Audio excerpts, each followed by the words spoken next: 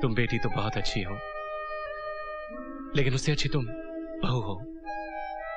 तुम बार बार यह एहसास दिलाती हो कि तुम जैसी औलाद को पाकर ये दीवान कंगाल नहीं रहा, धनवान बन गया है।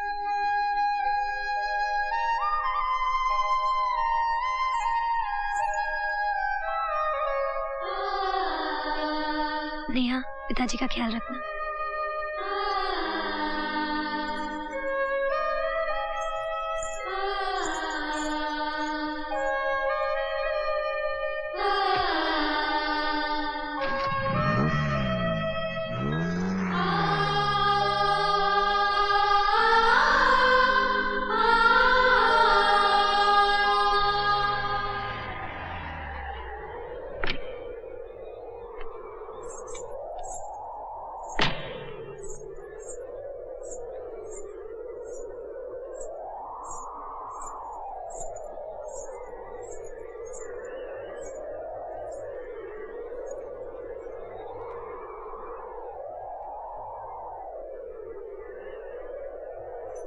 दीदी, आप ससुराल नहीं गई? कोई आएगा तभी तो जाऊंगी। मैं कोई ऐसे वैसे घर की नहीं कि खुद ही अपना सामान उठा के उठल्लू की तरह ससुराल चली जाऊं। इस तरह तो अगर ये जाना भी चाहेगी ना तो भी नहीं भेजूंगी। भाई हमारे घर कोई खाने पीने की कमी है क्या जो हमें ये बोझ लगेगी? क्यों भाभी, आपको कोई पहुंचाने भी नहीं आया? दीवान साहब ने जवान लड़की को अकेले ही भेज दिया। भाई खानदानी लोगों की बात ही निराली होती है।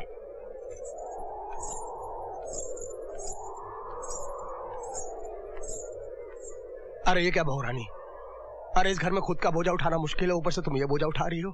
नहीं नहीं बने मियाँ, ठीक है। मैं नहीं हूँ क्या इस बोझ को उठाने को? आओ।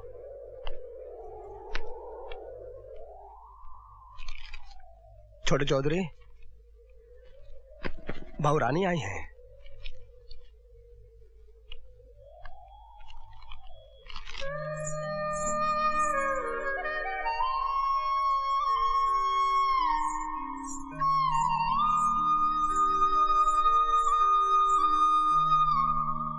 आप इस तरह अचानक हमें छोड़ के चले आए, मैं तो बुरी तरह से घबरा गई थी। पता नहीं क्या हो गया। दीवान साहब से नहीं पूछा कि क्या हुआ? डैडी की जो हालत है वो उन्होंने आपको बता ही दी थी। वो कभी झूठ नहीं बोलते। मुझे क्या मालूम था कि वो अंदर से इतने खोखले हैं, वरना एक इंजीनियर को 10-15 लाख देने वाले बहुत मिल जाते हैं। लेकिन आप लोगों ने तो पहले दहेज की बात बिल्कुल नहीं की। सोचा था दीवान साहब है, बिन मांगे ही बहुत कुछ मिल जाएगा। वो अपना मकान गिरवी क्यों नहीं रखते थे? उसे तो गिरवी रखा जा चुका है, उसी से तो हमारी शादी हो पाई है। उसे बेचा भी तो जा सकता है। तो फिर रहेंगे कहाँ? और अभी नेहा की शादी भी तो करानी है। सबको अपनी अपनी चिंता है तो रहे, मेरी भी जो समझ में आएगा मैं वही करूंगा। तो क्या रुपयों के अलावा जिंदगी का और कोई मकसद नहीं? नहीं।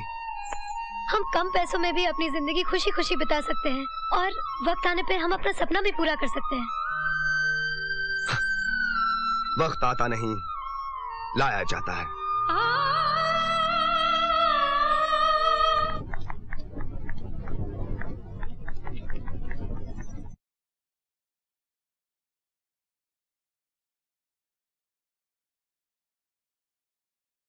बहू जी, कल्पिता के सर में इतना दर्द है कि वो तड़प रही है, इसलिए आज का खाना तुम ही बनाना। जी हाँ।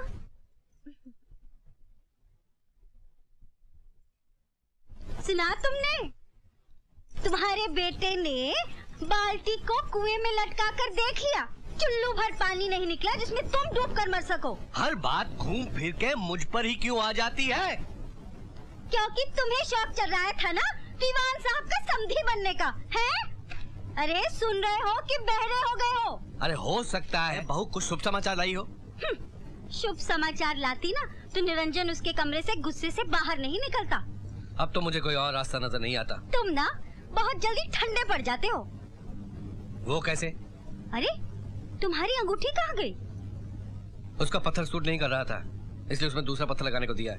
बहू भी सूट नहीं कर रही है, उसका क्या करे? बहू और पत्थर में बहुत फर्क है। पत्थर तो आसानी से निकल जाता है, लेकिन बहू वो खुद ही निकल जाएगी। वो कैसे? अरे पानी भी बूंद बूंद गिरे ना तो पत्थर कट जाता है, और अपनी बहू तो मिट्टी की बनी है, पहली ही बारिश में गायब हो जाएगी।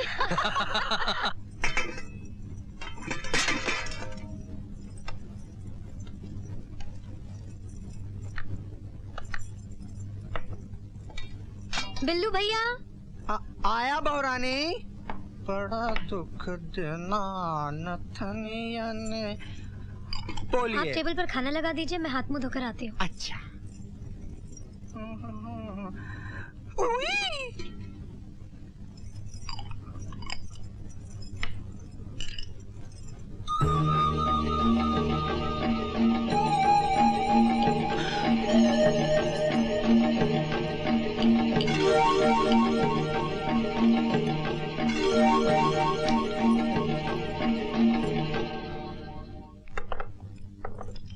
खाना आज भाभी ने खुद अपने हाथों से बनाया है।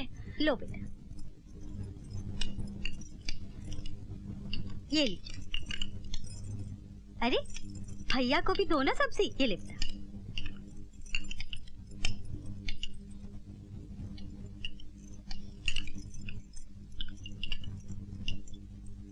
ये लो बेटा।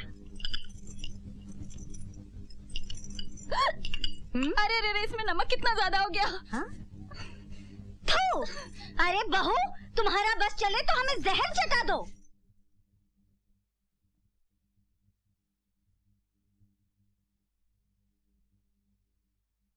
माँ जी, नमक कुछ ज्यादा हो गया क्या? कुछ नहीं, बहुत ज्यादा हो गया।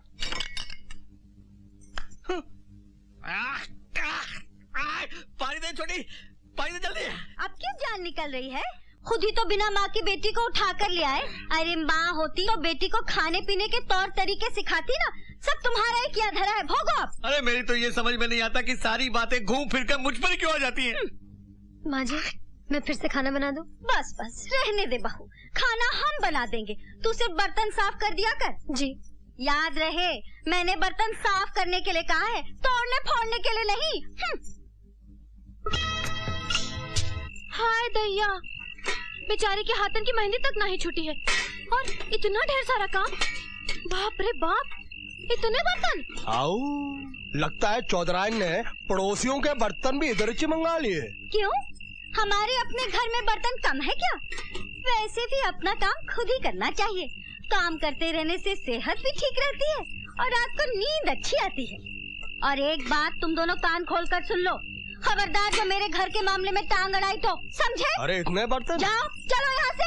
आ जाते हैं पता नहीं कहाँ से मुंह उठा के। बड़े आए थे उसके हमदर्द बनके। लेकिन एक बात तो है मम्मी। क्या? तुमने बेचारे को कुछ ज्यादा ही बर्तन दे दिए हैं। अरे मैं तो और देने वाली थी ताकि रात भर घिसती रहे। वैसे भी निरंजन रात भर आने वाला नहीं है। वो कहाँ गए हैं? बैंक मैनेजर से मिलने गया होगा। इसी महारानी की वजह से तो सारा मामला खराब हुआ है। मैनेजर को पटाने के लिए दारू वारू पिलाएगा और सुबह को लौटेगा। माँ, खाना तैयार है। अच्छा चल।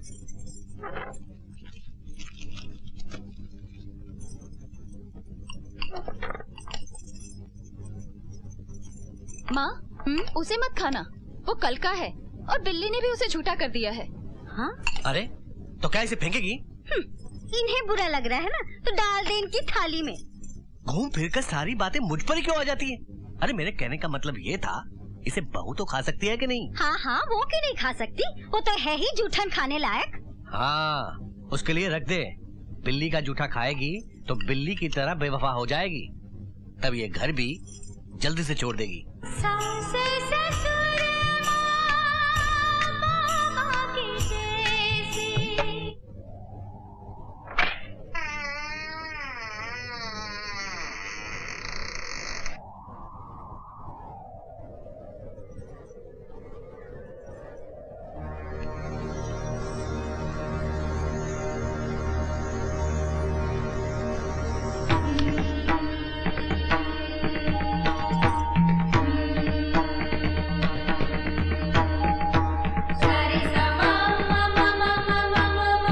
बहू, क्या बात है? माँ जी, मैं आप लोगों से कुछ कहने आई हूँ। कहो।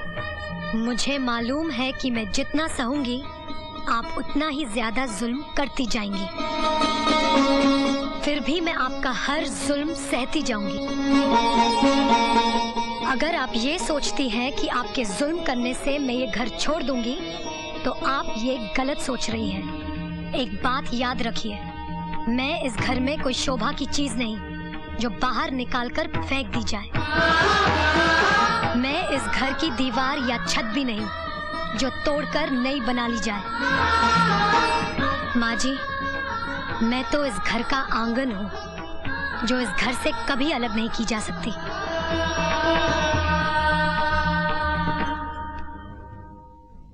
देखा देखा कैसे मुंह पर चोट करके चली गई। सब तुम्हारी वजह से हुआ है। मेरी ये समझ में नहीं आता कि हर बात घूम फिर कर मुझ पर ही क्यों आ जाती है। सबसे पहले तुम ही गए थे ना उसे देखने, और